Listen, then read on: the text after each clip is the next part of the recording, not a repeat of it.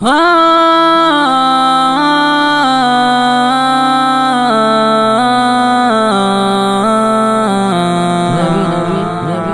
اللہ الرحمن الرحیم۔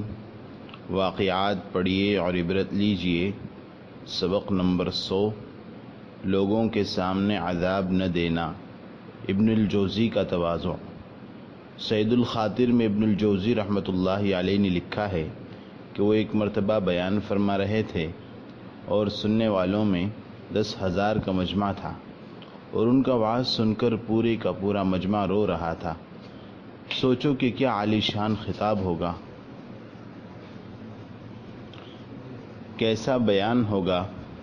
ابن الجوزی رحمۃ اللہ علیہ کہتے ہیں کہ اسی وقت میں نے اللہ سے دعا کی کہ اے اللہ، میں گنہگار ہوں، جنت تو مجھے نہیں مل سکتی، میرے اعمال اس لائق نہیں، اور مجھے جہنم میں ہی جانا ہے، اس لیے صرف ایک درخواست یہ کرتا ہوں کہ مجھے ان 10,000 کے سامنے عذاب نہ دینا، ان سے اوجل رکھ کر جہنم میں ڈالنا۔ اللہ اکبر، کیا عاجزی ہے، کیا تواضع ہے۔ میں نے ایک سفر کے دوران ابن الجوزی رحمۃ اللہ علیہ کی یہ بات پڑھی، اور یہ واقعہ پڑھ کر میرا سر کچھ دیر کے لیے چکرانے لگا۔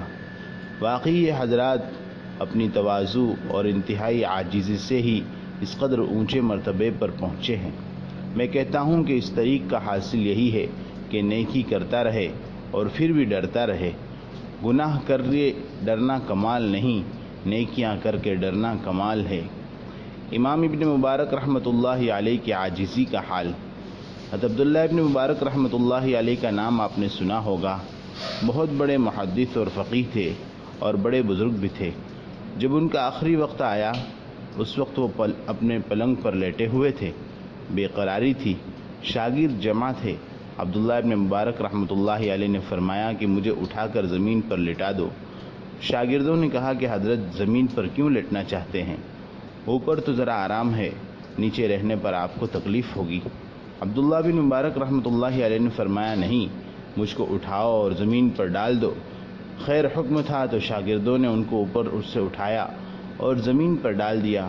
ڈالتے ہی ان کی عجیب حالت ہوئی، چہرے کو اور گالوں کو زمین پر رگڑنے لگے اور اللہ سے خطاب کر کے کہنے لگے کہ اے اللہ، کہیں ایسا تو نہیں کہ مجھے بوڑھے کو آپ جہنم میں ڈال دیں، اس بوڑھے پر رحم فرما، اس بوڑھے پر رحم فرما۔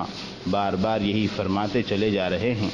یہی تو اللہ کا ڈر اور عاجزی ہے جو مومن بندے کے دل کے اندر ہمیشہ ہونا چاہیے، جو اس کو صحیح سمت اور صحیح راستہ بتائے گا۔ حضرت مسیح اللہ خان صاحب رحمۃ اللہ علیہ کی عاجزی۔ میرے استاد حضرت مفتی نصیر احمد صاحب رحمۃ اللہ علیہ نے فرمایا، حضرت مسیح اللہ خان صاحب رحمۃ اللہ علیہ کو جو خطوط آتے تھے، میں ہی حضرت والا کو پڑھ کر سناتا تھا۔ ایک مرتبہ کچھ لوگوں کی طرف سے حضرت والا کو خطوط آئے جس میں گالیوں کی بھرمار تھی، گستاخی والے الفاظ تھے، تو میں ایسے خط پڑھے بغیر ایک طرف رکھ دیتا۔ تو حضرت والا کہتے کہ ان کو کیوں نہیں پڑھتے، ان کو بھی پڑھو۔ میں نے عرض کیا کہ حضرت یہ خطوط پڑھنے کے قابل نہیں ہیں، کیونکہ ان میں گالیاں اور دھمکیاں لکھی ہیں، ان کو کیا پڑھوں؟ اس پر حضرت والا نے فرمایا کہ دراصل اللہ کی طرف سے ہماری اصلاح کا انتظام ہے، کیونکہ لوگ ہمیں حضرت حضرت کہہ کر ہمارے دماغ کو عرش معلیٰ پر پہنچا دیتے ہیں، اس سے بڑائی اور عجب پیدا ہو سکتا ہے، اس لیے اللہ تعالیٰ ان لوگوں سے ہماری اصلاح فرماتے ہیں۔ یہی لوگ تو ہیں جو ہماری اصلاح کرتے ہیں، ہمارے اندر بڑائی آنے نہیں دیتے، یہ تو ہمارے مصلح ہیں۔ اللہ اکبر، کیا ظرف تھا حضرت کا۔ ایک تو یہ کہ آدمی دوسروں کی گالیوں کو سن کر خاموش رہے، یہ ایک درجہ ہے۔ اس سے بھی آگے ایک بلند درجہ عاجزی کا یہ ہے کہ گالی دینے والوں کو اپنا مصلح کہے۔ واقعی یہ تو عاجزی کی انتہا ہے، سب کے بس کی بات نہیں ہے۔